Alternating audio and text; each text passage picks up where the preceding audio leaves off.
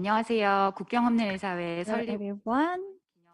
I'd like to welcome you to Médecins Sans Frontières 50th Anniversary Forum. My name is Kim Tae-eun from MSF Korea. Nice to meet you, everyone. I'll be your moderator for today's event. MSF started in France and it is an international humanitarian medical relief organization. Our formal name is Médecins Sans Frontières and we are normally called MSF. Currently, we are operating in more than 80 countries. We provide relief activities. We focus on the importance of providing emergency medical support in armed conflict areas and areas struck by disasters. We are offering simultaneous interpretation, and the forum is live streamed on MSF YouTube channel in both Korean and English. If you need to switch to the other channel, check out the link in the chat. Also, we are running a survey event, so click the link and participate in the survey, and we will send you the 2022 calendar as a gift. So I'd like to ask for your active participation. So we have 3 presenters, and before we begin the presentation, I'd like to invite General Director of MSFK, Thierry Coppens, to give a welcome remark.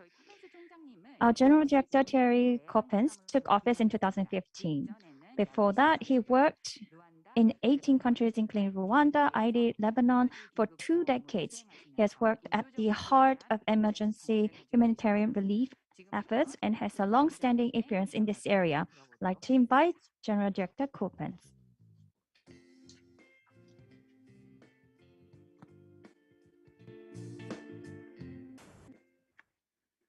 Ladies and gentlemen, and dear MSF supporters, on behalf of the entire team of MSF Korea, I'm really pleased to welcome you to this MSF 50 years special forum.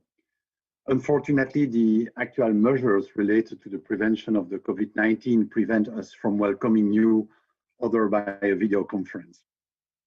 This forum is held under the theme of 50 years of humanitarian actions, present and future, in the commemoration of the 50th anniversary of the establishment of Médecins Sans Frontières. MSF is an international independent medical humanitarian organization established in 1971 in Paris, France, a group of journalists and doctors to provide relief and assistance to people in distress without discrimination. Medical action is the heart of our mission, and being witness is inseparable from that. Its creation was announced in the 22 December 71 issue of the medical French newspaper Tonus. Tonus can be translated from French into English by tone and energy. It took commitment, energy, courage, determination, and ideal to navigate this half-past century. From a bipolar world that characterized the Cold War to a multipolar world today, MSF had constantly adapted to new and challenging realities, but always keeping patients in the center of our attention. MSF was really created in the belief that all people should have access to healthcare, regardless of their gender, race, religion, creed, or political affiliation, and that people's medical needs outweigh respect for national boundaries. MSF has been providing assistance in the context of armed conflict, epidemics, natural disaster, and exclusion of healthcare. MSF principles of actions, impartiality, neutrality, independence, have guided our activities and our choice for the past 50 years. It has been a long history. In 1976, MSF launched its first operation in conflict zone in Lebanon.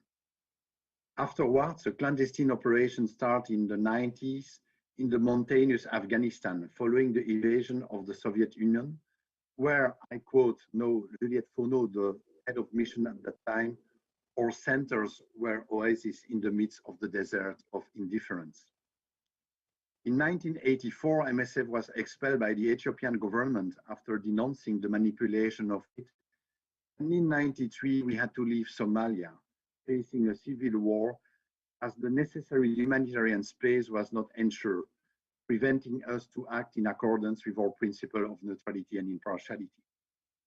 A year later, we felt completely powerless when the genocide took place in Rwanda, killing 1 million people in 3 months. For the first time, at that time, MSF issued a warning and testified before the United Nations, hoping to trigger quick action on the part of the states and ask for a military intervention against the perpetrator of the genocide. At that time, many of our colleagues and patients were killed during the genocide. We are not sure that words can always save life, but we know that silence can certainly kill. This sentence was pronounced by James Orbinski, president of MSF, when receiving the Nobel Peace Prize in 1999. Later on, in 2003 and 2010, two massive operations in an extremely challenging environment took place respectively in Darfur, Sudan, and Haiti. In Darfur, thousands of people died and more than 1 million fled. MSF at that time had more than 2,000 staff working in this context, where access has been a constant issue and challenge.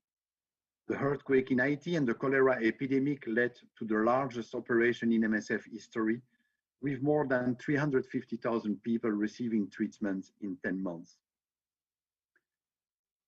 Access to population in distress has been a major challenge for most of our medical humanitarian response.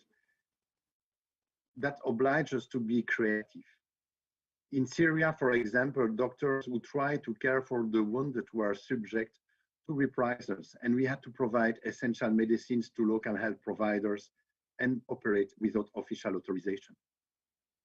Access to diagnostic tools, vaccines, and treatments have been also a key challenge for our medical response, like the Ebola epidemic in West Africa in 2014.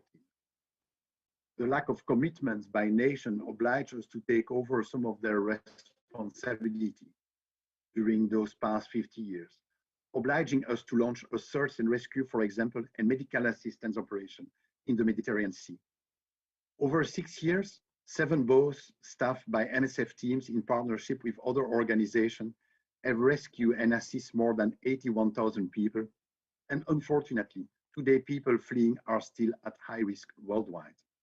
Recently, in the region, over 500,000 people had to flee to Bangladesh following a wave of reprisal against the Rohingya community.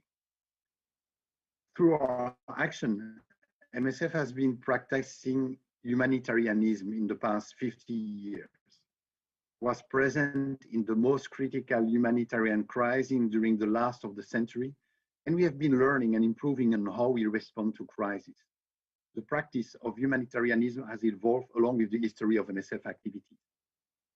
Therefore, it's greatly meaningful that MSF Korea is holding this forum today to discuss about these 50 years of humanitarian actions, the present and the future. Today, we will be sharing thought and insight on how the paradigm of humanitarian action has evolved over time and what challenge there are to overcome for the future. We are really delighted to have our distinguished speakers with us today. I would like to extend my gratitude to Duncan McLean, my colleague who is joining us from Geneva. Duncan is a senior researcher at MSF Research Unit on humanitarian stakes and practice.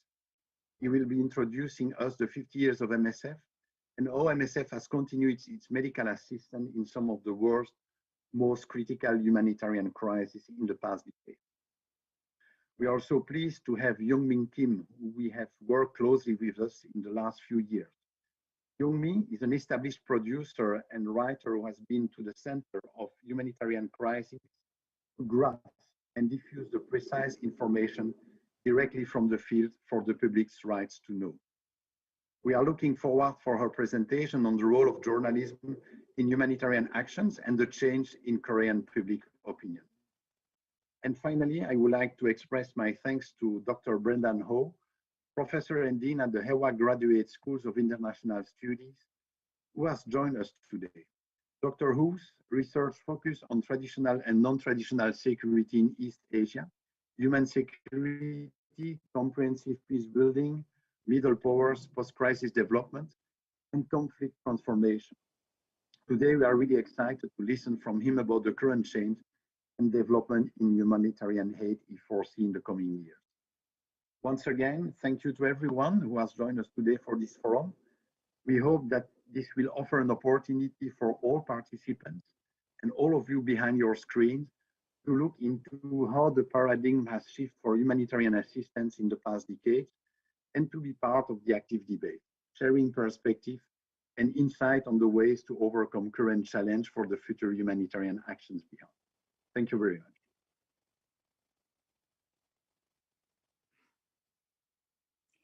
네, 총장님의 오랜 경험과 MSF에 대한 깊은 이해가 Thank 담긴 you, General Director, for your insightful remark based on your long experience and deep understanding about NSF. And now I'd like to begin the presentation. We have 3 presentations. They are experts in the humanitarian area, and we will also answer your questions. So in between, if you do have questions, please leave questions in the chat during the forum. So I'd like to invite our first presenter. He managed various operations with Médecins Sans Frontières, and he's currently a senior researcher at the research unit on humanitarian stakes and practice. He's joining us from Geneva. So he will talk about the 50 years of MSF, and also he will talk about various operations that and shed light on those activities. Please welcome him.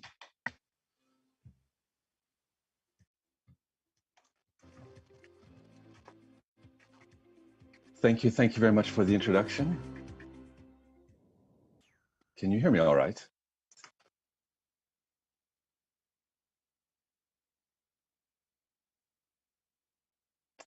Yeah, thanks very much for the introduction. It's a pleasure to be here and to speak to you about the history of MSF.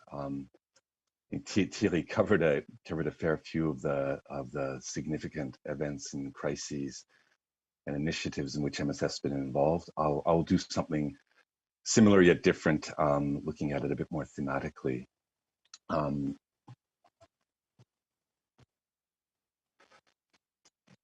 And walk you through some of those key events in MSF and what we can draw from those in terms of looking into the future of humanitarian action. Thierry, of course, he mentioned Biafra. This is would say a foundational event for MSF, but also, of course, for events in Nigeria. This is referring to the 1960s, late 1960s, the conflict that emerged in post-independent Nigeria in the specific region of Biafra, and essentially an secessionist group that declared independence and led to a civil war, with various external countries supporting either the Nigerian government or the Biafran self-declared government.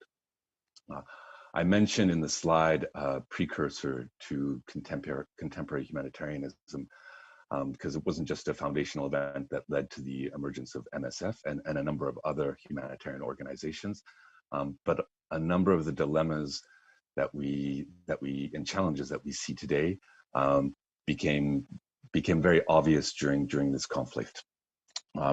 Whether it was propaganda used by both sides, the fact that significant aspects of the conflict were televised, using this medium to transmit images, quite disturbing, some would say exploitive, but something very much that we saw in subsequent years.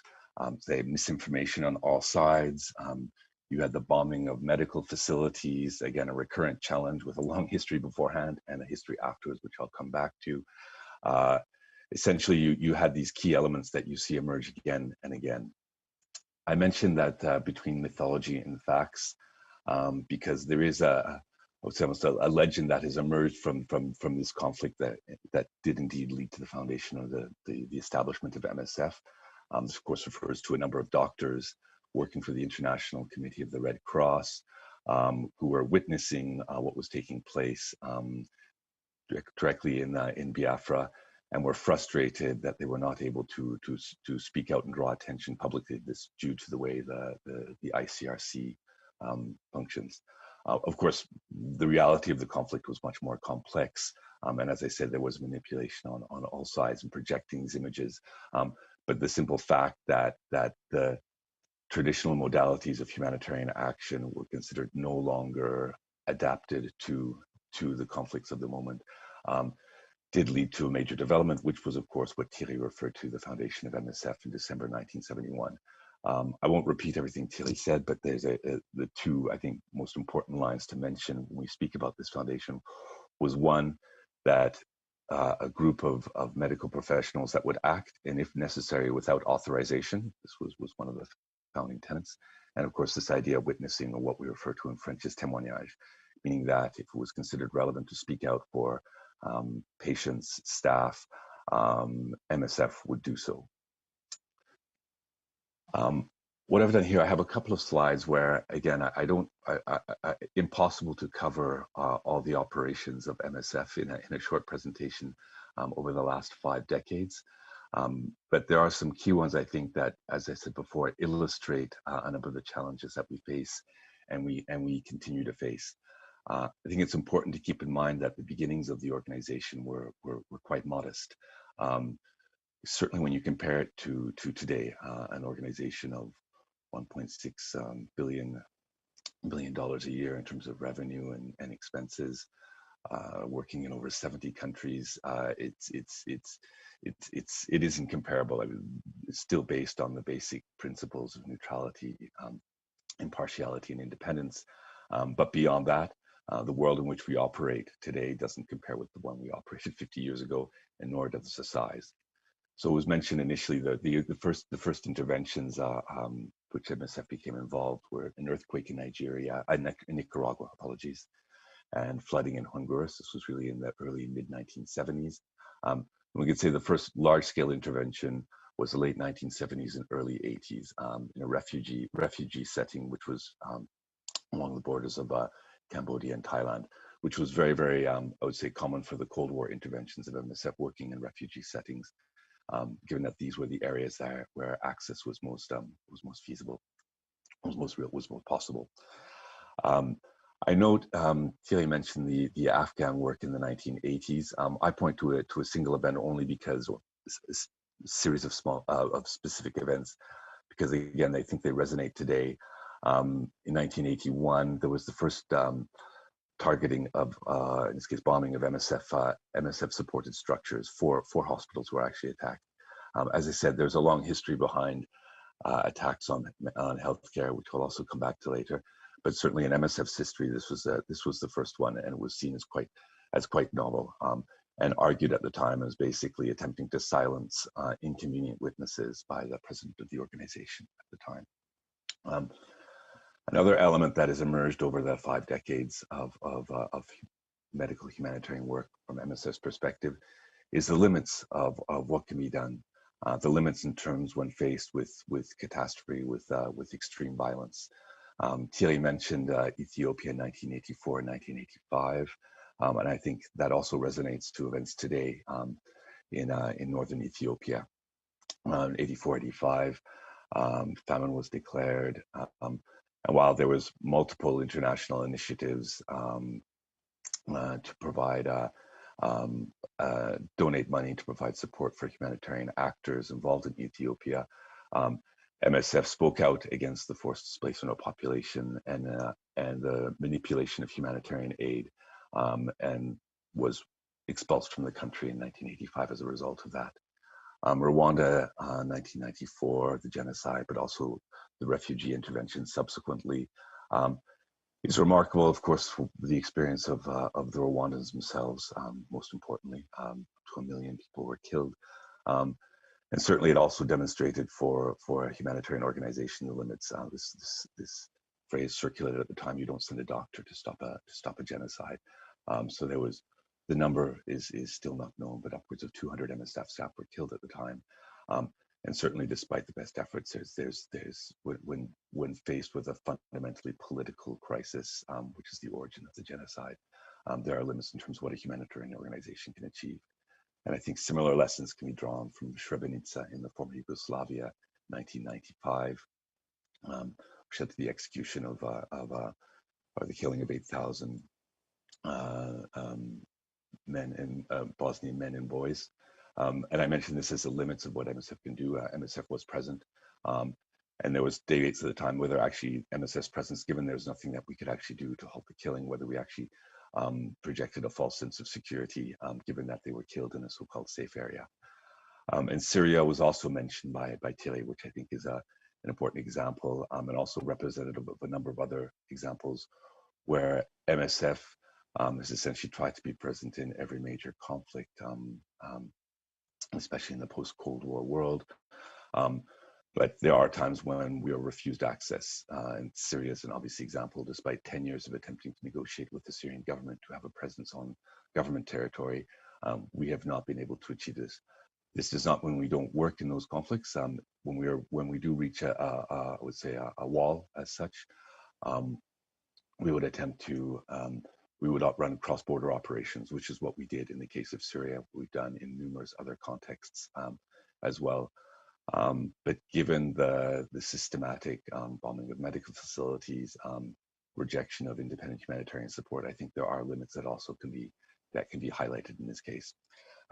So for now, I've been speaking about refugee programs in support of refugee populations, especially during MSF's Cold War period. The attacks on medical care, the limits our interventions, but of course, MSF's work goes far beyond that. And it's particularly in terms of responding to epidemics. So the pandemic, I think the most symbolic of that was not the COVID experience we're all living through now, but certainly HIV, AIDS, and the work that MSF has done in this, and which has evolved incredibly from the late 1990s, in lobbying that was done to make generic treatments available, to massive programs, notably in South Africa from the early 2000s, to now much more niche programming. MSF's a smaller actor now in the areas of HIV, AIDS, given the billions of dollars that are at play, but still a key aspect of MSF programming.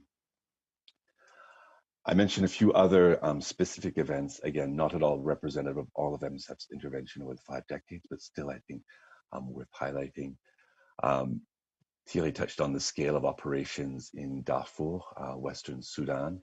I point this out because it also led to a number of debates, because there were accusations of genocide at this time, and debates internally within MSF is how far do we get involved in those debates? Are we even qualified in declaring one way or another? But of course, given the scale of our operations and going far beyond medical support in this case, because at different times in different areas, we were one of the only actors present, we became involved in food distribution, something that we have less experience in, basic lodging for the displaced. And again, how do you approach such a sensitive topic, given that we have a self-declared mandate to speak out, witness, témoin, as we say, but the limits of how we can qualify that témoignage also came to the fore. Thierry touched on the major natural disaster when we talk about the earthquake in Port-au-Prince, in Haiti, and the subsequent cholera epidemic. I point to another one 9 years earlier, the tsunami that affected the Asian region, notably Sri Lanka and Indonesia. Of course, for the 160,000 at least people that were killed. Major humanitarian interventions by almost all humanitarian organizations in this case. But it also raised another point in MSF's history, was in terms of fundraising. And this was, at least to my knowledge, the first time that MSF had actually requested that generous donors stop donating funds for the tsunami response. Basically, the projections were that we could not do any more with the funds that we had received in terms of that response. And again, massive programming. So rather to send those funds elsewhere because there are any number of urgent needs that were underfunded, but certainly in this case, that was the limits, which was a very unpopular position at the time among humanitarian organizations, but it ended up being followed suit by a number of others. I mentioned Ebola in West Africa as well. Again, not necessarily because of the scale of the programming, although it was, MSF was the major actor at that time, much less so in the second largest outbreak 3 years ago in Democratic Republic of Congo, but also because this raised a number of questions in terms of how far should MSF go in terms of its part of the international health architecture. And there was a really significant statement for me that came out at the time from a European member of Parliament who spoke about the Ebola epidemic in West Africa being the first case of a major epidemic where a non-governmental organization actually takes the lead in terms of organizing and managing the response, which I think was quite horrifying for many people in MSF. The role of MSF is not to replace the World Health Organization. We don't have that ambition. We don't have those qualifications. And it raises questions of not just how large we want to be, but how far should we go in these type of contexts where we are the major actor, but at the same time we are not the one that are going to be imposing systemic long-term solutions to crises that lessons that emerge from such crises. In the Mediterranean, search and rescue I mentioned as well, as Thierry does. Again, life-saving operations to rescue people at sea, something that was out of MSF's comfort zone. If we exclude attempts in helping the so-called Vietnamese boat people in the 1970s and 1980s. But I mention this rather because you can really see a shift of how MSF's activities were perceived. And as much as we might try to be apolitical, of course, we are political in terms of the consequences of our actions. And in this case, there was an enormous amount of sympathy for MSF and other organizations, partner organizations that were attempting to organize search and rescue for desperate people who were trying to cross the Mediterranean in 2015. These activities continue today, but we also see a significant shift in public opinion. It might not be the majority, but it's certainly significant, whether we're talking about hostility towards migrants, asylum seekers, xenophobia, essentially from we could say as the traditional right-wing political establishments and political parties. A lot of misinformation emerging about organizations such as MSF's activities in the Mediterranean, and generally less sympathy, even if the rationale for our activities remains the same. And of course, any discussion on the history of MSF is really tricky to do without mentioning the last close to 2 years now of COVID programming, which has led not only to activities in the specific sector responding to the pandemic in traditional areas of intervention, be it in sub-Saharan Africa, the Middle East, parts of South America, Latin America, but also in far wealthier states, which is not something that is in MSF's traditional modus operandi. I can say from a Swiss perspective, when I came to work in Geneva, I didn't imagine that I would see MSF operations in Switzerland, which also raises questions about the role of independent humanitarian action today. So I have just one last slide to share with you. Sorry, no, second last slide. This one I'll do very quickly, excuse me. These are just a number of other events specifically relevant to the organization that I'll mention briefly. Certainly the split in 1979 that led to the foundation of Médecins du Monde, another major medical organization, very much oriented around the professionalization of MSF that was seen to be necessary, and MSF was going to be able to respond to crises in scale, but also linked to perceptions of how degree of collaboration or independence regarding state governments. The 1999 Nobel Peace Prize has been mentioned by Thierry. I think it's also remarkable to note that this wasn't a prize for medicine, this was a prize for peace, and MSF is not a peacemaking organization. We try to lessen suffering in horrible situations where basically there are political solutions required, and it's not MSF that is to provide them. Access to essential medicines, drugs for neglected diseases initiatives refers to many of the lobbying MSF has done. Of course, I've mentioned HIV/AIDS, but we can also include malaria, diphtheria, sleeping sickness, the tuberculosis, the list goes on and on. But basically, another aspect of MSF's work, nutritional revolutions, which MSF has been, revolutions is a word I think is very overused, but I think the emergence of therapeutic foods such as plumpy nut changed radically the approach to malnutrition and the support they'd be provided. And medical care under fire is an initiative that focused very much on the targeting of healthcare workers and health structures. And then as the last slide, which is what I meant to get to, is to look at some of the challenges we face today, and I suspect we will continue to face in the future, and hopefully leading to the discussion afterwards. As I mentioned at the start, the size of MSF today is incomparable with our very modest beginnings, which does raise all sorts of dilemmas in terms of how do we manage that growth? How do we remain not just reactive emergency organization, but maintain that associative spirit, all the while maintaining a necessary degree of professionalization, which really emerged from that 1979 initial split. And there's a post-colonial baggage, not just in terms of MSF emerging from shortly after the independence of post-colonial states, but looking at the very Eurocentric origins of the organization, which doesn't reflect our workforce today or our offices in the world, and how we manage that. I think are ones that we're going to continue to grapple with in the short term and probably long term. Health security agendas refers very much to something that emerged obviously after the Ebola crisis epidemic in West Africa, where we see an international health security agenda that's very much focused on what's considered risks to the wealthy world, which I think can easily be argued does not reflect the disease burden on the planet today. And so how do we maintain at least a degree of focus on what is responsible for far more deaths than let's say COVID or something like Ebola, which is seen as very threatening, even though the mortality is high. The number of deaths are actually relatively low, despite the fear it conjures. I mentioned climate change because this is also something that not just MSF, but many emergency organizations grapple with. It's a slow-moving catastrophe. How does an emergency organization position itself around it? It's subject of much discussion internally. Authoritarianism and repression, of course, this is not new, but there was an interesting paper that emerged last year from Freedom House, American think tank out of Washington, talking about only 80 countries surveyed, 79 had seen an oppression in human rights and respect for democracy. MSF, we are not a human rights organization. It is not for us to argue that. But of course, with greater authoritarianism, repression, you like this to see more civil unrest and more conflict, which basically does not present optimistic scenarios in the short term. State-led humanitarianism is not always a bad thing, but it's definitely a trend we've seen over the last 2 decades and actually accelerate, meaning that how relevant is a private organization when states are trying to manage crises themselves?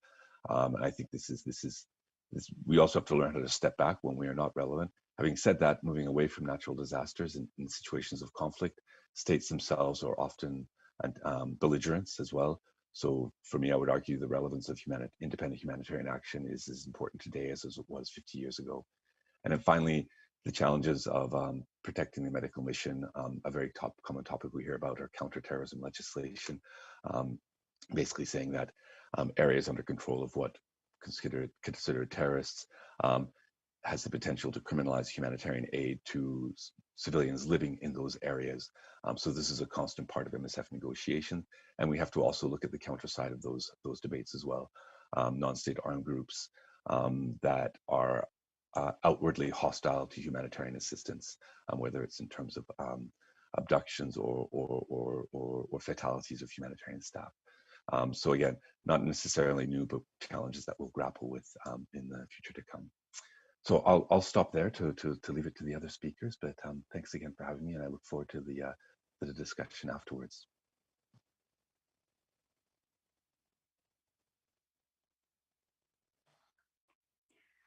네, 감사합니다. 여러분 지금 제네바 시간이 So thank you 굉장히 very much. It's really early in Geneva, Switzerland, and thank you so much, Dr. Bianca McLean, for joining us early in the morning and presenting for us. So I've been working at MS for a while, but I did not know past 50 years of MS through and through, and I was able to fill in the gap through the presentation from Dr. McLean. But there were parts that I did not know, there were parts that I kind of misunderstood, and I was able to correct that.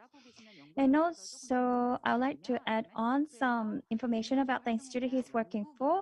It's a research institute called Research Unit on Humanitarian Stakes and Practices.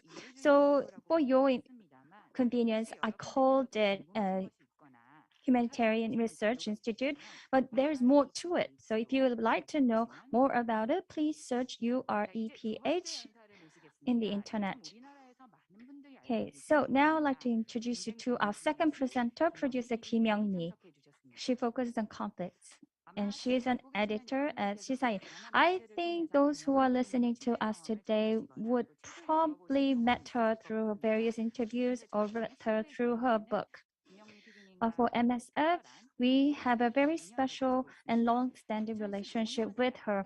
She covered 2015's bombing of MSF hospital in Kunduz, Afghanistan. It was a mistake from the US Army side. It was a tragic incident that deeply wounded many in MSF, and she covered the incident in detail. So she will shed light on the role of media in the midst of humanitarian crisis and the changes in the Korean general public opinions. Please start.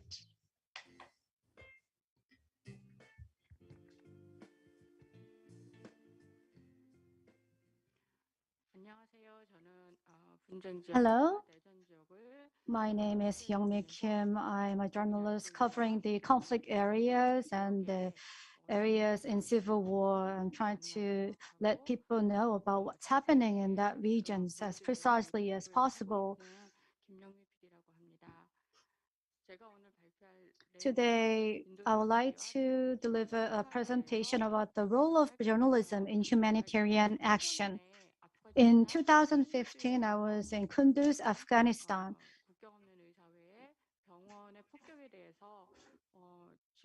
And about the air bombing of the MSF hospital, well, it's been 7 years since this hospital was destroyed, but I'm still trying to cover this story. The US has said that they made a mistake and said that it was ancillary damages. However, after this incident happened, I communicate with Kunduz and to talk about what kind of damages there have been. And I wanted to cover the stories from the civilians' point of view. The MSF people were very busy at the time, and the damage that was caused by this destruction was immense.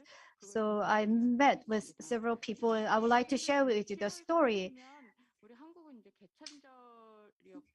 So at that time, it was a Korean national holiday, and the air bombing of this hospital was at night. So this kind of airstrike done at nighttime is to shorten the time needed to escape. And the civilians, they heard the planes, and then they thought that they are trying to destroy their village. However, the bomb landed on the hospital. So the civilians in Kunduz, they were in great despair when they saw this, because in Afghanistan, there are only few hospitals with modern facilities. So Kunduz is located in the northern part of Afghanistan and has the MSF had the largest hospital operated in this area. So most of the people, they went to the Kunduz trauma center, and then at the day when this airstrike happened, there was the medical professionals and the patients, and there were a lot of patients from this airstrike, and many people wounded from the gun shootings, and many children in this hospital.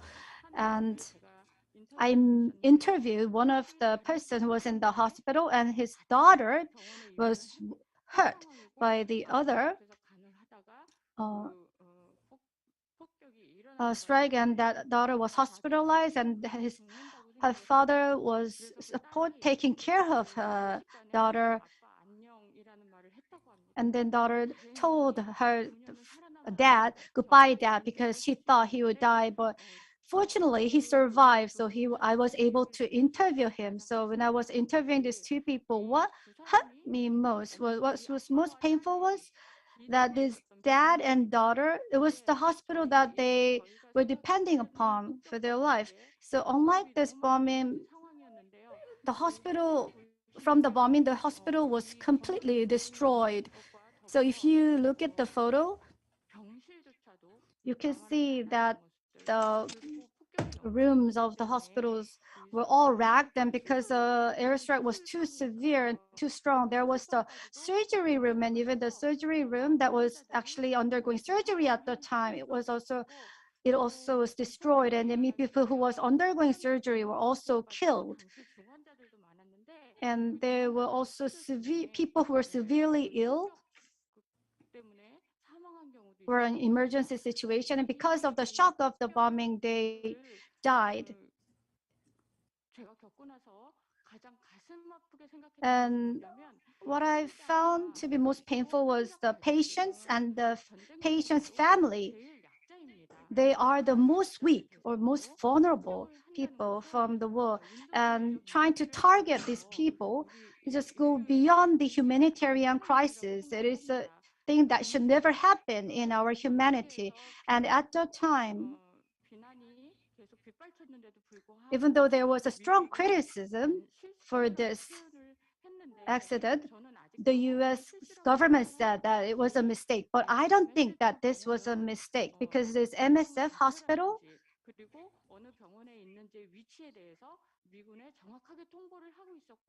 has precisely informed the US Army where it is located, including the satellite location. Nevertheless, the US destroyed the MSF hospital by the airstrike. And I don't think that this can happen by a mistake. So striking a hospital, well, at the time, what the US explained was that there was a Taliban person in the hospital. So whether there was a Taliban or patient from whatever nationality, if they're in the hospital, it means that they're there because they are hurt. And shooting missiles to the hospital is something that we should never forgive. I think that is clearly a war crime.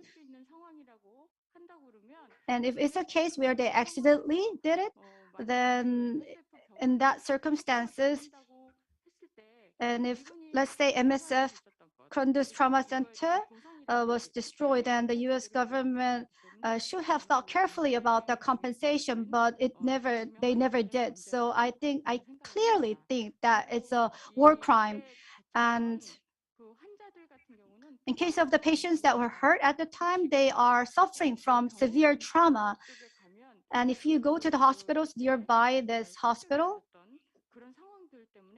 because of what happened at the time, they are still suffering psychologically and mentally.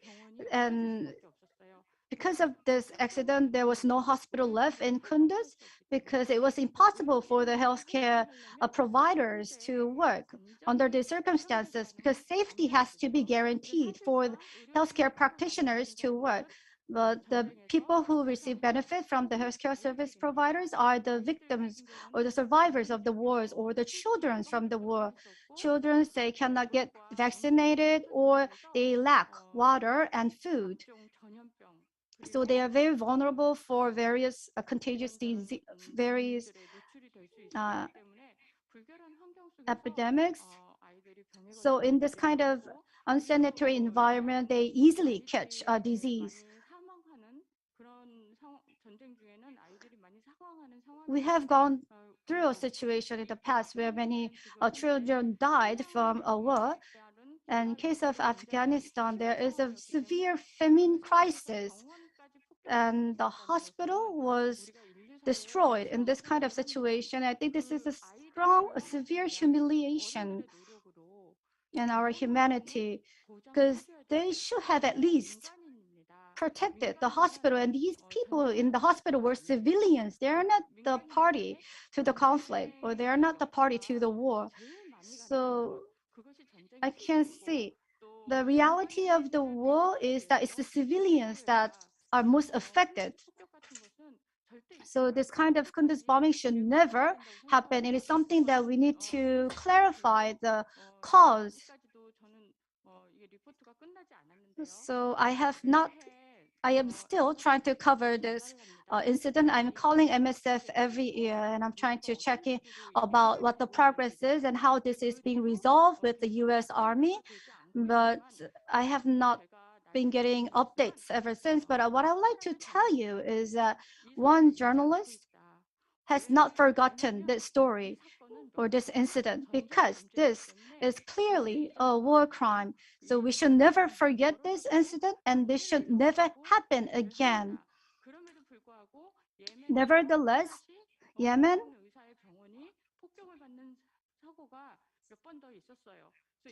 we should not there were several cases where MSF hospitals were destroyed.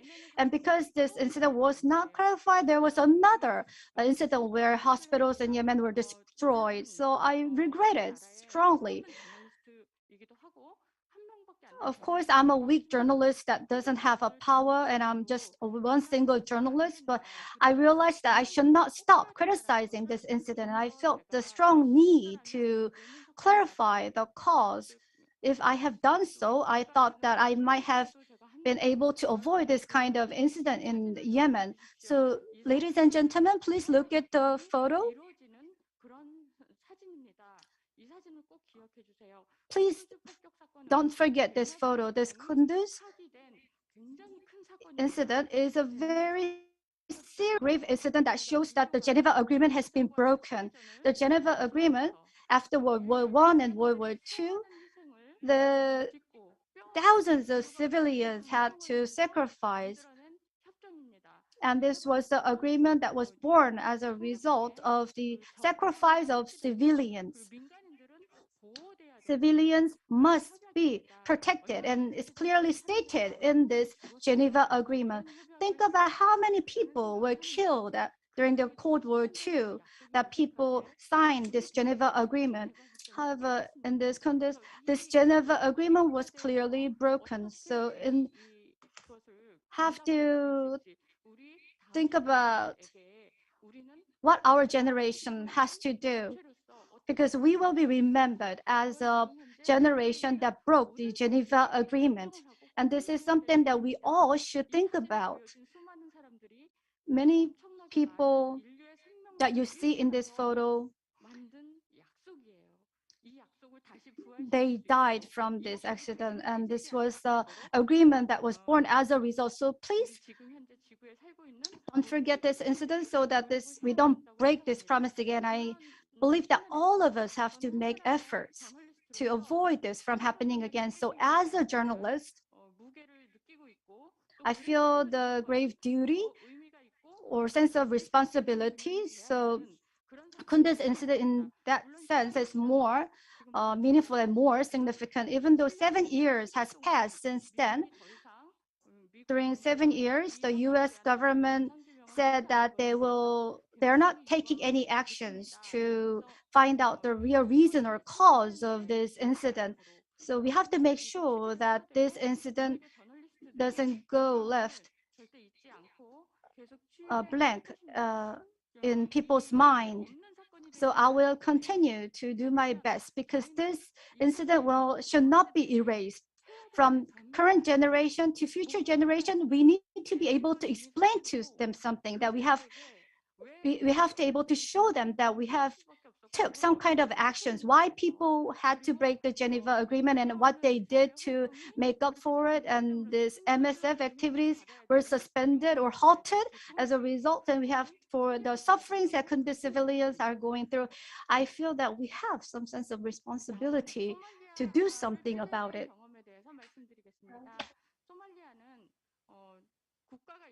I'd like to share my experience in Somalia. Somalia is a country, but they did not have any people who could run the country. So I went there in 2011, and MSF activists and medical staffs from MSF were suffering so much, and I saw that with my eyes. The Kenyan MSF staff from Canada was working in Somalia, and they were kidnapped and they were killed. And I was thinking about what has caused Somalia to fall this much. The hospitals, MSF hospitals in Somalia, they pulled out, and that really broke my heart. In Somalia, there are a lot of kids who are losing their lives. Their mortality, the children mortality rate is very high. And they have the most critical famine around the world, and it's reported. And pandemics, children's disease. So the adults are engaging in wars, and children are not protected by adults, and they're exposed to infectious diseases. They're exposed to famine. And the MSF activities were pulled out in 2000 plus, and it was because of the adults who were arming themselves. So when an organization decides to enter a country, their safety needs to be protected. But their safety was not guaranteed. That's why MSF decided to pull out its hospital. That's Somalia. So I've been investigating for more than 2 decades, and it's my first time to see MSF hospital had no choice but to pull itself from a country. So I was seeing Somalia, and I was imagining, okay, from now on, no one can go to hospital even if they are wounded, if they are bleeding, they can't go anywhere. In the capital of Somalia, it's the capital of Somalia. However, when you go there, there was a small clinic, but that was it. It didn't have a proper hospital.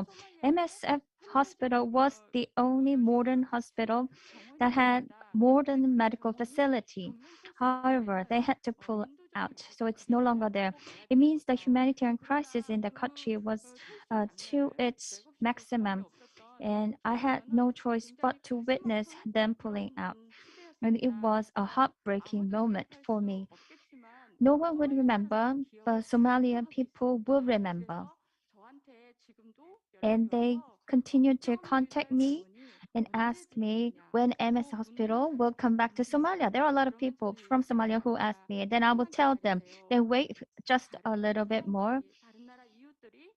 The neighbors will help, neighboring countries will help to bring MSF back to Somalia, and just stay healthy. And every time I say them, it hurts my heart. So I think about how I can make this issue widely known. I also think about how am I going to tell this to our future generation. MSF is commemorating 50th anniversary. It had many operations. And now I think we are seeing more humanitarian crisis. So we need to advance. We need to show MSF operations, MSF actions in more countries. But the adults and grown-ups in our generations some of them cannot be protected by MSF. It's such a shame. We are living in the same era, and I'm a journalist, and I would like to continue to investigate the stories in these countries so I can protect MSF hospitals in those countries. And I think everyone has a role to play, and we can continue the mission together. There are children. They need vaccination. It is important for us to stop epidemics, because without them, there's no future. We have to make sure they don't get sick. And when moms give birth, they should be able to go to hospital and give birth in a safe hospital. And I think that's what humans can do. We are not animals. We are human. So we have the civilization, we have the knowledge to make hospitals like MSF hospitals, and we need to protect MSF hospitals. I think we are forced to protect them, and we shouldn't feel ashamed when we face our future generation. If we do that, we should do our best as a grown-ups. I think we should deliberate on what we can do. As a journalist, I thought about my roles. Wherever the humanitarian crisis occurred, I would like to share that story to you first. And I'd like to ask you to put your thoughts into those crises. Think about the children who are suffering epidemic, who are suffering infectious disease. And let's think about that as the grown-ups who are living with them in the same earth. And let's protect MSF Hospital. Thank you so much for listening. Thank you, Youngmi Kim. Thank you so much for your passionate presentation. I personally was very touched by her book, and it's meaningful that I get to hear her directly. It was very meaningful in that sense. And she has great relationship with MSF, and thank you so much for being with us once again at this important forum. And I'd like to ask you to continue your great work. So if you have questions in between, please feel free to share them in the chatting box. So this is our final presenter. I would like to invite Professor Brendan Howe. He is the Dean and Professor at Ewha Women's University Graduate School of International Studies. He is an expert in East Asia security, human security, and also he is an expert in the post-conflict development. He wrote many books in this field. And today he will be presenting on changes in the humanitarian action agendas and current challenges and developments in humanitarian aid. Please welcome Professor Howe. Thank you very much for that kind introduction. It's a great honor to be included in this 50th anniversary conference of an organization for which I have the utmost respect and admiration. Médecins Sans Frontières has really gone beyond what many other organizations have attempted. And in particular, I think it's quite tricky to speak about what seems to be a very simple topic, developments in humanitarian aid, when it involves a lot of complex relationships between humanitarianism and governance, whether that be national governance or international governance. In some ways, humanitarianism is there to plug the holes in governance. It's necessary because governance structures sometimes fail. It's possible because governance sometimes succeeds. I thought it was very interesting that Duncan highlighted how the MSF was awarded the Nobel Peace Prize despite not being a peace organization or peace association. And I think this points to another complex relationship, that between humanitarianism, development, and peace building. And so this is going to form the crux of my presentation today, I think, the way that the relationships between governance and humanitarianism pan out, but also the recent development of the humanitarian development peace nexus, and also the relationships between and tensions between state-centric conceptualizations of governance and non-state-centric humanitarianism and humanitarian activism, such as represented by MSF. So first of all, if we think about what we mean by governance, I think I have a bit of a lag here, so I don't want to press the mouse too many times. Okay, there we go. So governance, we hope and expect those who govern to do so in the interest of those who are governed. Governance is the process of managing our collective affairs. We look to reconcile conflicting interests, generate collective good and goods, provide security for all through the rule of law. Domestically, of course, governance is carried out primarily by the instruments of the state, and this becomes problematic when these instruments either fail in their duty or even present something of a threat to the citizens of a state. Internationally, governance implies not only global attempts to govern in the absence of world government, dealing with international conflicts of interests and those issues which transcend national boundaries, but it also represents a concern with what can be done by international actors, both state-centric and non-state-centric, when domestic governance fails to provide safe havens. So we've seen a consistent shift towards a focus on individuals and vulnerable groups, and a shift towards not merely efficient governance, but rather human-centric governance. As a result, the international community has begun to address threats not only between, but also within states, and focus on the security of people, or human security, in addition to that of states. This can actually be problematic for international organizations like the United Nations. On the one hand, the United Nations is dedicated to the maintenance of the system of sovereign states.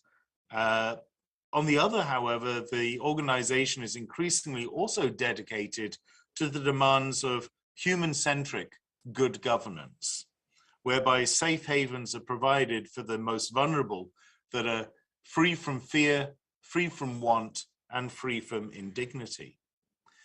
So the United Nations system has been involved in a lot of these issues. So some of the UN thematic issues that we see related to these, security, of course, but not just the security of states, also peacemaking, peacekeeping, and peace building in fragile states.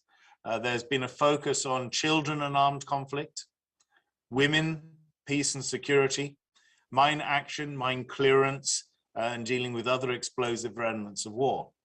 From the development side, certainly we've had a focus on governance and institution building within fragile states and conflict-affected states.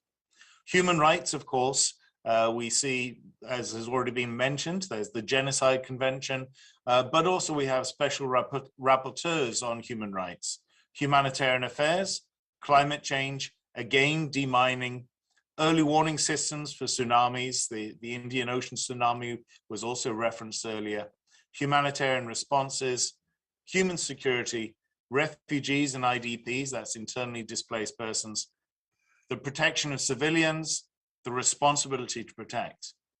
From an international legal perspective, we've also had the codification of a lot of these governance obligations, and we've had a progressive development of international law to reflect a more humanitarian focus rather than a focus on the sovereignty of states.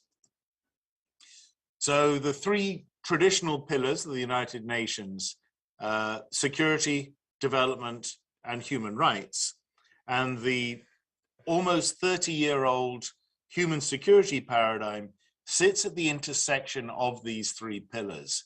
And I think there's been an increasing prioritization on human security at the United Nations, but there's also a danger when we look at national governance that an undue focus on national security can endanger human security. Too much of a focus on national development, especially macroeconomic development projects like hydroelectric dams and other infrastructure development, can likewise endanger the human security of the most vulnerable.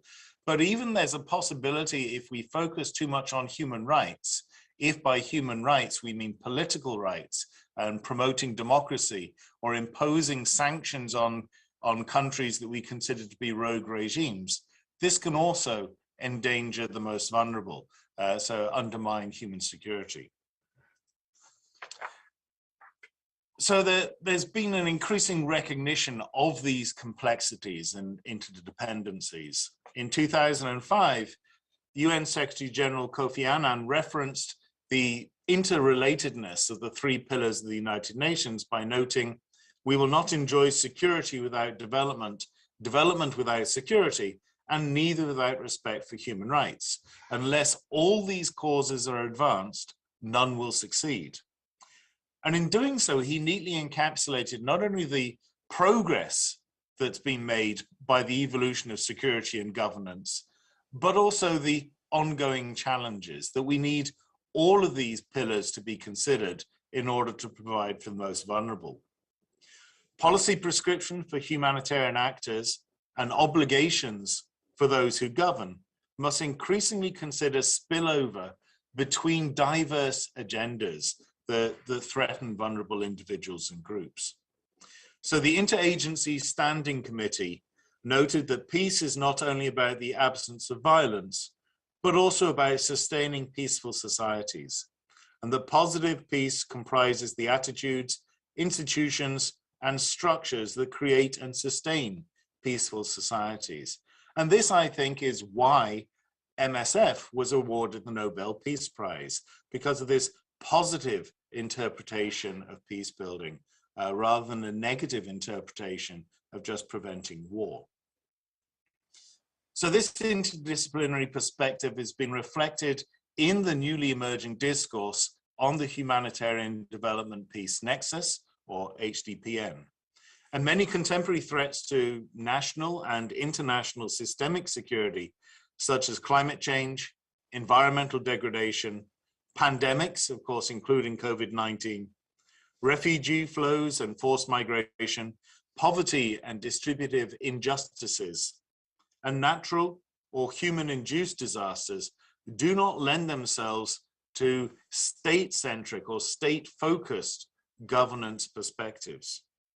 These issues threaten national and international systemic security, but they also threaten the security of vulnerable human beings and groups, individually and collectively. The negative consequences of conflictual operating environments and relationships can spill over both downwards from international and national insecurities to human vulnerabilities, and in the opposite direction. National insecurity can divert human resources from human development. They can distort budgetary allocations, leaving little for human-centered development and resilience building. They can exacerbate distributive injustice and environmental degradation. The human costs of modern conflicts are borne primarily by the most vulnerable sections of society, and conflict and its consequences can serve as poverty multipliers. On the other hand, however, desperate conditions amongst the dissatisfied youth of refugee camps or inner cities have the potential to produce fertile breeding grounds for violent crime, religious extremism, or terrorism. The root of many contemporary conflicts can be found in the sub-state level of domestic societal tensions, whether relating to the frustration of basic human needs, the lack of distributive justice, structural violence, or expectancy gaps.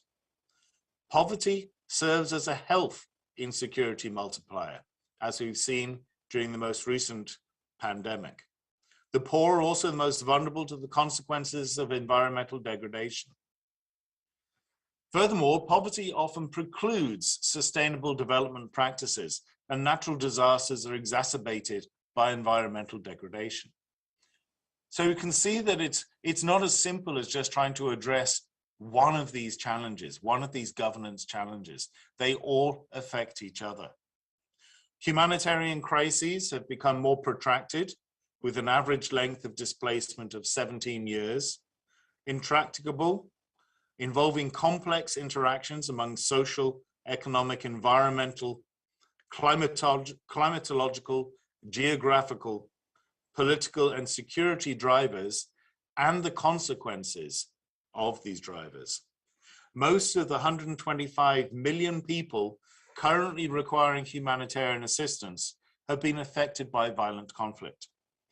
And displacement has reached the highest level since World War II at around 65 million, with 86% of resources requested through UN humanitarian appeals destined to humanitarian action in conflict situations. These figures, however, do not take into account Afghanistan and Myanmar and the recent humanitarian crises in both those countries. They do take into account the Rohingya displacement, but not the most recent governance challenges as a result of the military coup. So this is why advocates have talked about the need to consider a humanitarian development peace nexus. In 2016, the UN General Assembly and the UN Security Council adopted twin resolutions for sustaining peace as both a goal and a process to build a common vision of society, ensuring that the needs of all segments of population are taken into account, which encompasses activities aimed at preventing the outbreak, escalation, continuation, and recurrence of conflict. So building on these resolutions, the IASC has highlighted that crises, no matter how they manifest, cannot be solved by one set of actions alone, and that addressing them requires humanitarian, development, and peace actions pursued simultaneously.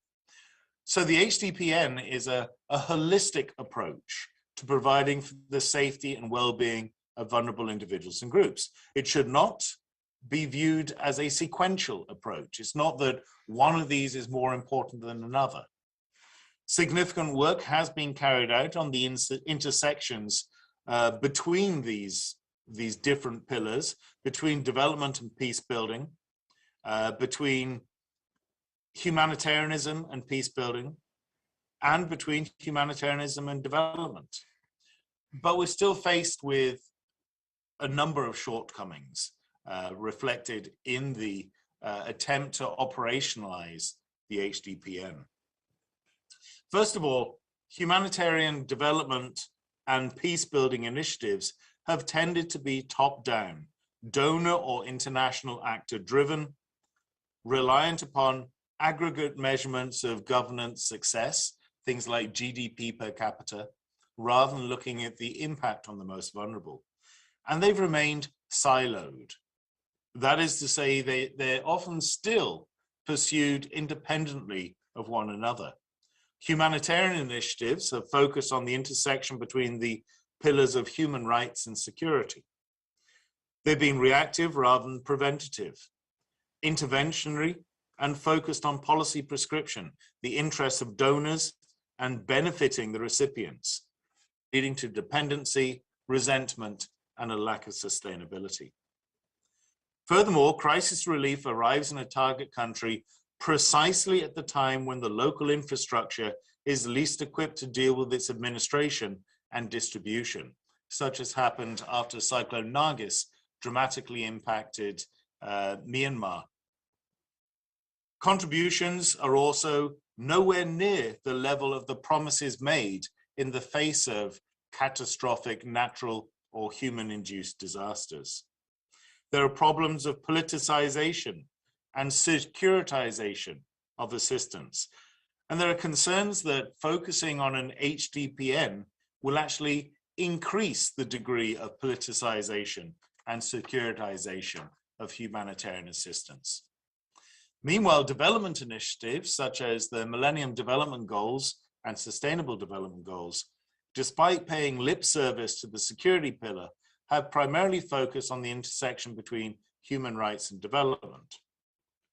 Policy platforms are traditionally donor-driven, focused on macroeconomic aggregate development measurements, and also focused on mega projects like hydroelectric dams, which can actually further threaten the human security of the most vulnerable. The Interagency Standing Committee has sponsored the Grand Bargain, which seems committed to HDPN, but again, it focuses primarily on the humanitarian development nexus and to reflect the human rights development governance agenda, leaving aside the security side, but also somewhat marginalizing the humanitarian element. Likewise, the new way of working calls on humanitarian development actors to work collaboratively together based on the comparative advantages. But again, little more than aspirational lip service is paid to peace building, and the major peace building actors are not included in these initiatives. Because of the linkage between humanitarianism and development, the former tends to be subsumed under the latter, with far more support given to structural adjustment development projects. And there are concerns that the HDPN will further divert assistance from humanitarian to peace building rather than from development budgets to both. Meanwhile, peace building has focused on the intersection between peace and development and on the intersection between humanitarianism and peace building, but not on the relationship between the development and human rights pillars, or that of the humanitarian and development intersection of the HDPN. So this aspect of global governance has become dominated by the liberal peace-building perspective. And there are three main problems with this. First, the liberal peace-building in practice does not match the universal principles to which it aspires, that it's often selective. Second, that liberal peace building is hegemonic and hierarchical in terms of both actors and issues, prioritizing what Western liberal societies, which dominate universal international organizations, think is good for those who are benefited by them. Third, that liberal peace building is essentially top-down in nature rather than bottom-up, and this is unsuitable for transforming conflictual relationships or building resilient post-crisis societies. So these issues are being addressed, but a lot more needs to be done. In fact, I would argue that the can't even say it now. The operationalization of the HDPN requires not only holistic policy making, simultaneously encompassing all the intersections, but also a human-centered approach. The IASC distinguishes between little p, so little peace building, actions focused on building the capacity for peace within societies, and big P actions that support and sustain political solutions and securitized responses to violent conflict. Both little p and big P approaches are relevant and important, but working through a little p approach, in particular at the local level, to address key drivers in the short to intermediate term may create more opportunities across the HDPN, and also enables vulnerable populations to be targeted through direct programming. Well, I think we can apply this logic to humanitarianism and development as well. We could perhaps have a little h and big H, dual focus on community resilience building, as well as positive or sustainable development and peace building. So a little h would involve humanitarian assistance and resilience building at the community level, involving non-governmental organizations and civil society organizations, whereas the big H would continue the traditional state-centric, institutional or systemic level humanitarian assistance. Again, both big H and little h are important, but given the central role of bottom-up humanitarianism and community empowerment or the building of social capital, working through the little h is more likely to be sustainable and resilient, as well as less controversial in terms of politicization and securitization of assistance. Also, local communities are the first responders in times of humanitarian crisis, so they have more need of support. They can have a greater impact on humanitarian challenges. The human development paradigm already essentially recognizes the need to pursue little d projects alongside big D projects, that we need human development, not just official development assistance. We need a human development index and not just the GDP per capita focus. Again, the preference should be, I would argue, on the little d, a preference for microfinance, microcredit, community-based sustainable development and empowerment. We need to wean the development community off the obsession with mega projects, infrastructure development, and state-centric official development assistance.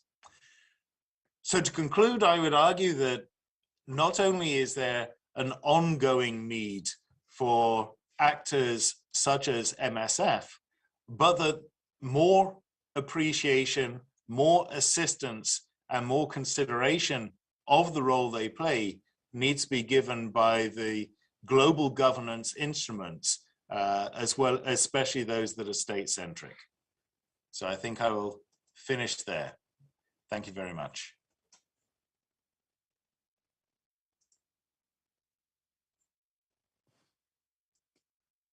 네, 감사합니다. 인도주의 Thank you very much, Professor, how you have experienced the process of changing that we see in humanitarian action agenda. Regarding development community and humanitarian community, this HDP nexus has been a very hot topic, and you have mentioned about how this can be connected to peacekeeping, peace building, and I think Professor How dealt in depth about those contexts as well. So we have for about 25 minutes to have panel discussion, and we will also cover some of your questions.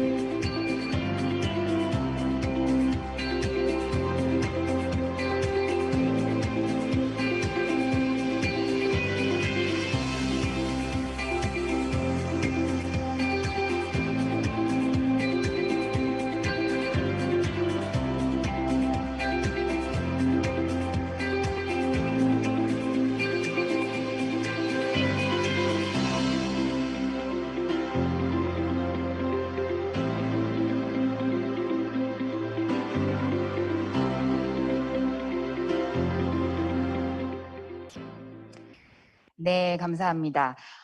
질문을 통해서 좀 더 자세한 얘기를 나눠보도록 하겠습니다.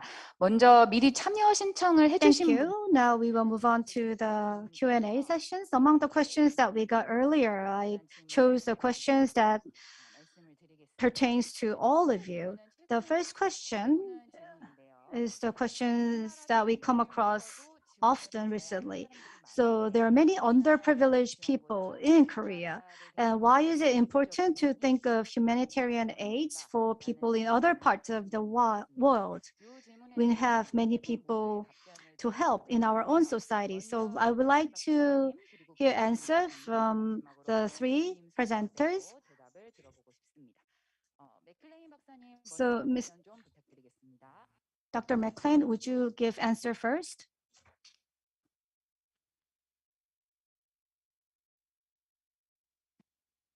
Sure. Thanks for the question. I think it's coming from a Korean listener, I guess, but I think you could hear that question from many other parts of the world as well, especially the parts of the world that are more fortunate than others. So my short answer would be that I don't think they're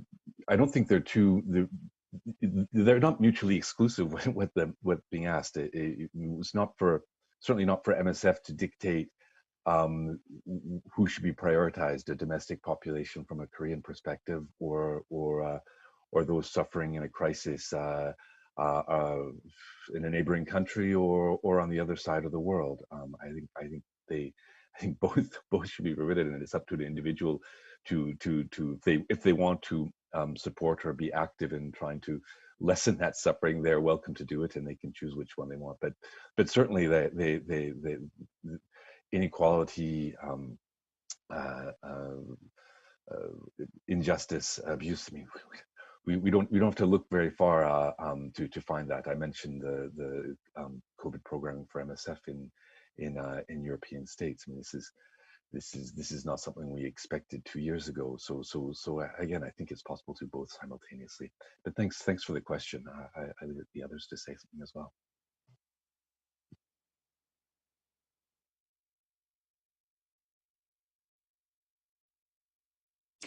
네, 답변 감사드립니다. Thank you for your answer.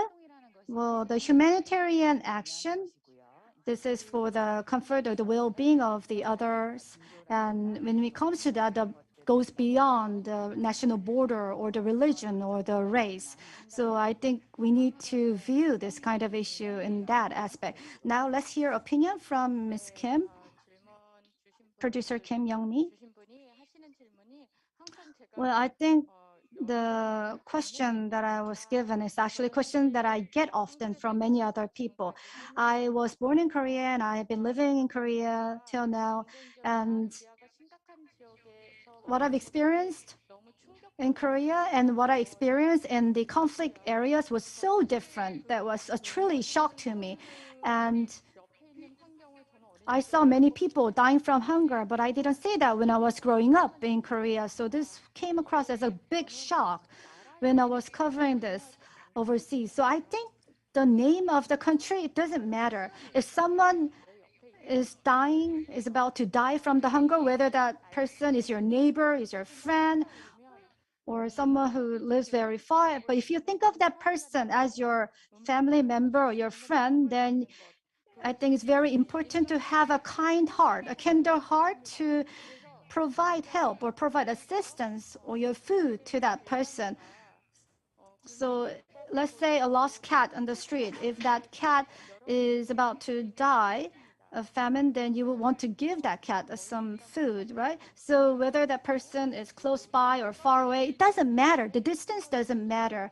So if we give once to a person living close to you, then you will be able to give once to people living far away. So we are human and have that kind of a kinder spirit. So let's not try to distinguish which country that children is from. These are children who will be leading our future, and our children will be living together with these children. So it's very important that these children grow well without suffering from hunger. It's very important that we help together so that these children can live in a very safe and healthy environment, and because that will again have an impact to our children, and that will determine our future. So let's forget about what country it is. If there's anyone who's suffering from hunger, then that person should be the person that we should lend our help to. Thank you.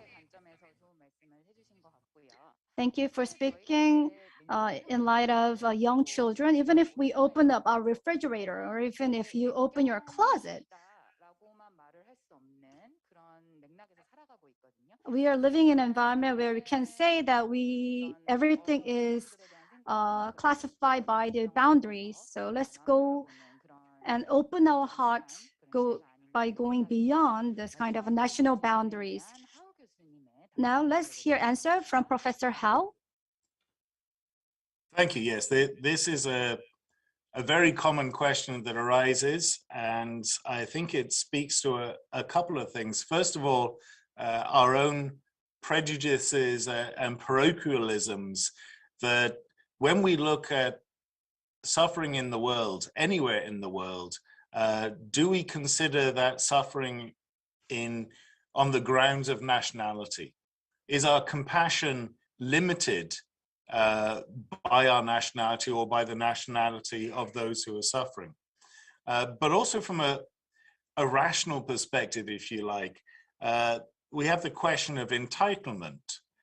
Are all people entitled to live their lives free from the fear of being killed, left to die, or left in conditions of extreme want or indignity? And I think that most, if not everybody, would agree that human beings are entitled to live their lives in that way.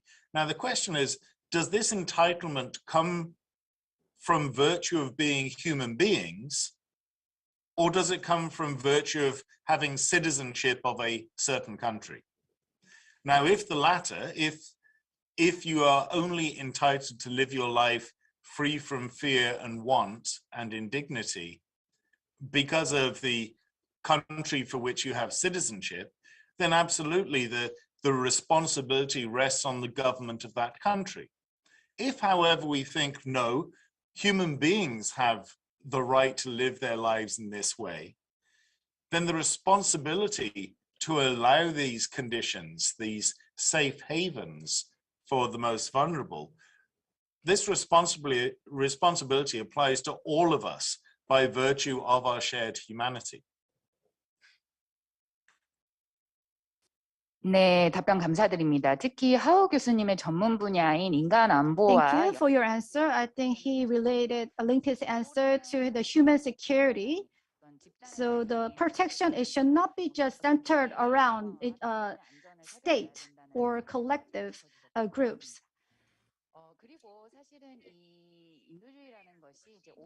And the humanitarianism has a very long history, and each society has to think about the well-being of the others, and it's rooted as a social values of people. So if we think in that aspect, I think we can continue to develop this concept further. We are slightly behind our schedule, so I will now ask the individual question to the presenters.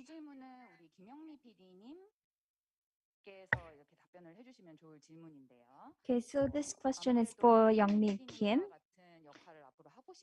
And there might be, I think this question is from someone who wants to play the role of KMMEP producer. So what is the journalist role what do they have to do first when they are in the crisis, when they're in the field? Okay, so I go to many fields and everything feels like a barrier. So I'm at the center of conflict. Everyone's sensitive, everyone's safety is on the line. So everyone was cautious. So when you are working at the field of, or at the center of conflict, you you have to understand that your life or your future might be on the line as well. I would say I did not make up my mind to work as a journalist with a special vision. It's because of the principle that I have as journalist. I'm not an academic. I'm not a researcher. However, I take records and I make sure that these stories are recorded and shared with Korean public, and so it will go down the history. I feel like this is my duty. So if you are thinking of becoming a journalist, I would like to ask you to think about the basic foundational principle as a journalist. It is to record the details. You have to record the truth and also share that in a speedy manner. I work with MSF, and in the field, they're very busy. They are occupied. The MSF medical staffs cannot proactively help journalists because they are so occupied with the work that they're doing. So I do my part and I try to work with them and also let them know that making the record of what's happening right there is needed. And I think it is really needed for medical staff there as well, and also the activists there. So I'm just one single journalist, but I do not know what my records, what my journals, what my writing will be used in the future. I do not know what potential it has. So we need journalists in the field. Whoever can take record, whoever can do it, we need you. So if you think about becoming a journalist in the armed field or in the conflict areas, I'd like to encourage you to join because more journalists we have on the field, we'll be able to share more stories and we will be able to build the public opinion about it. Thank you very much. PD님께서 쓰신 글 내용을 Thank you 보면은 very much for your insight. So I read your articles and you talked about how people hear about things happening in India, things about Pakistan, and also like there are people who talk about the young people overseas who are discussing about the conflicts. Having a heated discussion about these matters, and you mentioned how nice it would be if Korean youth can also engage in those dialogues. And I think what you shared will be very inspiring for those aspiring journalists. My next question goes to Professor McLean.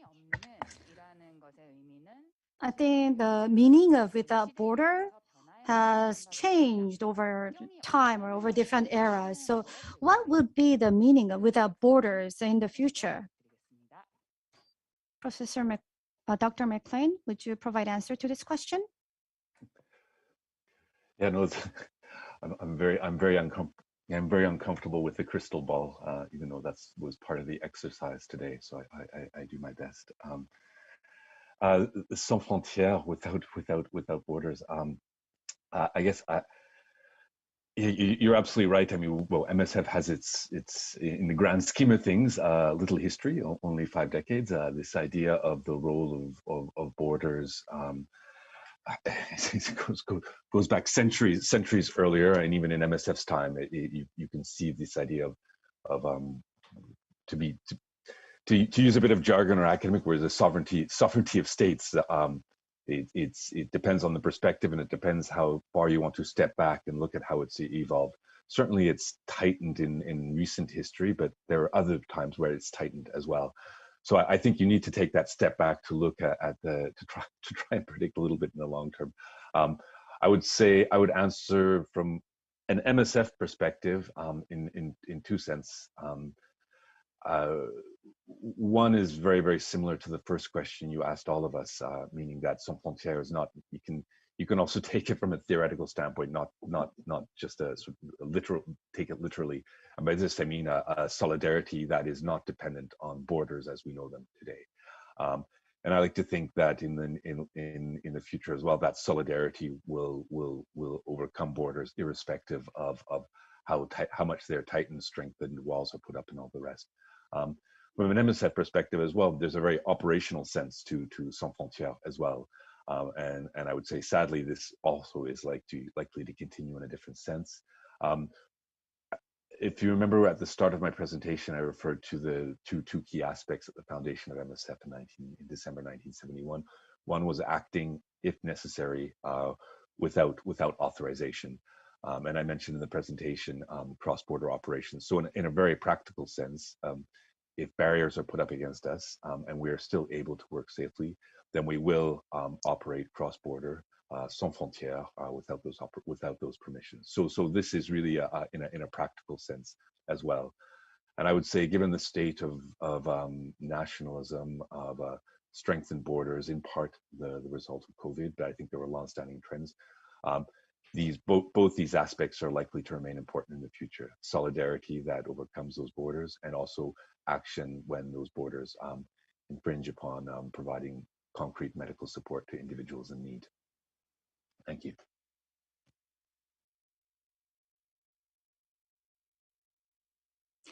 네, 맥클레인 박사님 답변 감사드립니다. Thank you very much for your answer. And we prepared this forum and we communicated with Dr. McLean, and we talked about the reality, and we also talked about the borderline is being lifted. We were talking about how the borders are being strengthened, being more strict. So it is a very unfortunate thing that we are seeing around the world. But we want to pursue without borders. We want people to think about how we can operate without borders. We are running out of time. So I would like to bring next question to our Professor Hao. So this is our question for Professor Hao. So I'd like to know the function of laws and humanitarian relief activities. Many countries in need have structural problems or broken political systems. Would laws provide any realistic help in those kind of situations? Do laws have any function in terms of emergency humanitarian aids? Okay, please give your answer. Again, a very important, very interesting question, and a very complex one. The UN has produced an extensive body of international law focusing on these issues and identifying the obligations of certain actors, including national governments.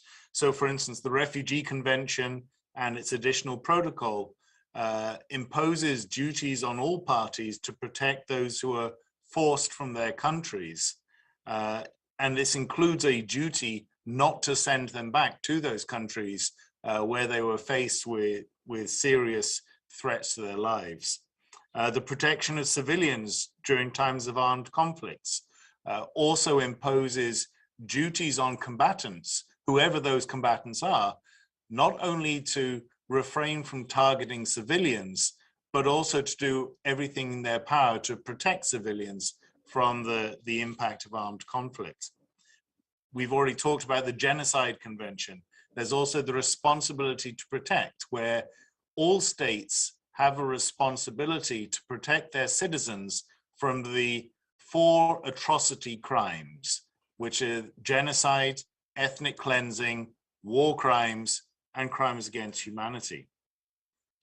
We have the responsibility while protecting, which is something introduced by the Brazilian government, and guidelines for humanitarian actors, including non-state actors like MSF, which is, first of all, do no harm, but also more recently, do not allow harm to befall the most vulnerable. The problem with international law is that it's different from state law. If you break the law domestic, if you break the law in Korea, the chances are you're going to be caught, you're going to be arrested, you're going to be prosecuted, and you're going to be sentenced and punished. International law, we have problems of enforcement and punishment. We do have a few international courts dealing with atrocity crimes, most notably the International Criminal Court, but it's incredibly costly, slow, and actually we usually end up prosecuting very few people under these aspects of international law. But more importantly, what international humanitarian law does is it provides clarity of what is expected. It provides clarity of the duties of those who govern, whether it be national governments or others. It also helps construct actors' behavior. There's a certain element of naming and shaming under international law, which helps impact the behavior of those that have the power to act, whether or not this actually involves punishment. So it's a very complicated issue. I think that international humanitarian law is very important, but we can't think about it only in terms of regular legal procedures. There's also this social element of humanitarian law.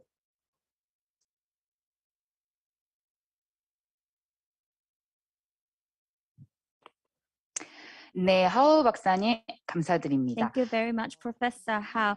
I think the person who asked this question would be probably from a law student or someone young who are interested in this area. And as Professor Hao has mentioned, when we think about the historical background, the humanitarian law has developed a lot. However, there are some limitations. So as a young generation, I think it is important for us to think about it. Okay, so we have one question from chatting room, and we would like to cover that question. It is related to MSF. And I'll bring this question to Dr. McLean. NGO, 다른 공여기관들. MSF, compared to other NGOs or international organizations, what is the main difference, especially in terms of humanitarian actions? What difference does it have compared to the international organizations and NGOs? Can I ask for your answer? McLean, Dr. McLean?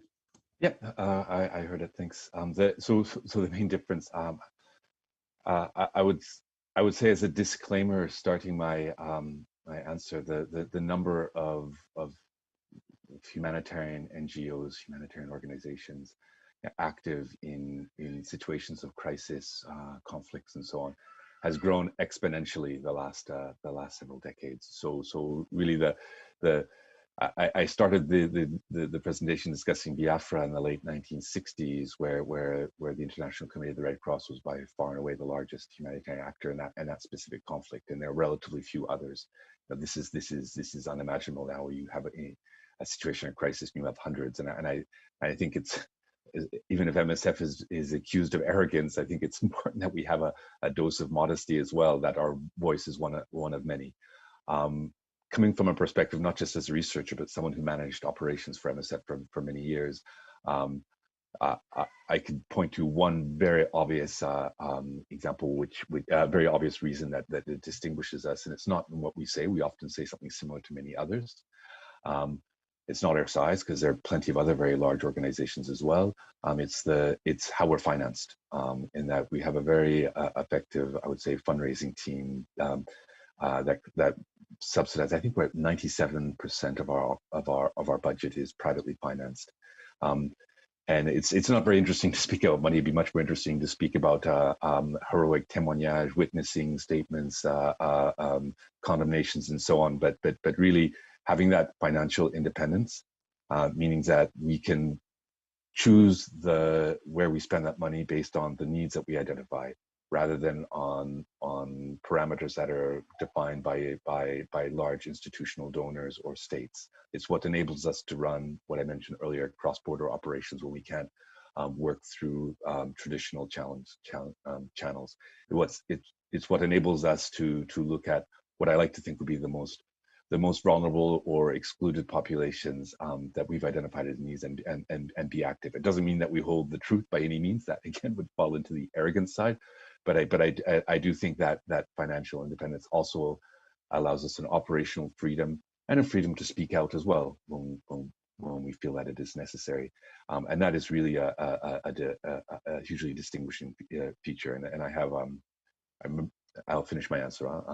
But to give you a concrete example from when my days running operations in the field as head of mission, and seeing my colleagues who have to spend half their time applying for funding, to go through hugely lengthy processes to try and be reactive as emergency organizations. And I felt really fortunate and privileged that I could actually focus specifically on operations and it enables us, gives us a reactivity that is, I think, quite particular. So that would be the one answer I would give to the question. Can you only ask for one single aspect? Thanks very much. 네, 감사합니다. 저도 사실 그 부분이 가장 큰 차이점이라고 생각을 하는데요. 어떤 독립성, That is the 자율성. biggest difference. We have independence. We can make our own choices. I think that is the biggest difference that sets us apart from other NGOs. I would like to ask your understanding because we couldn't cover all the questions due to time. And if you are interested in our MSF activities, please feel free to check out msf.or.kr. Please check out our website for more information. So lastly, I'd like to ask all our presenters to share words before we wrap up, and then I will wrap up today's event. So how about we start with Professor Hao, and then we move on to producer Kim Young-mi, and then we will ask Dr. McLean. Well, thank you very much. I feel very honored again to be asked to speak at the end of this session. That really, I think MSF does occupy a unique area in global governance, in that it is not dependent or responsive to the national governments, and they rely exclusively or nearly exclusively on civil society support. So really through MSF, we have the chance to all contribute to humanitarian missions rather than just governments contribute to humanitarian missions. It really is a whole of society approach, I think, to benefiting the most vulnerable individuals in this world. And so I'm deeply honored to be part of this discussion.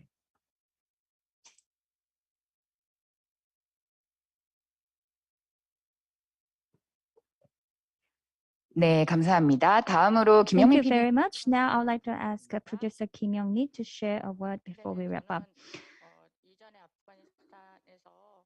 So I visited Afghanistan, and a resident there told me it is better to bring one doctor better than bring a truck full of food.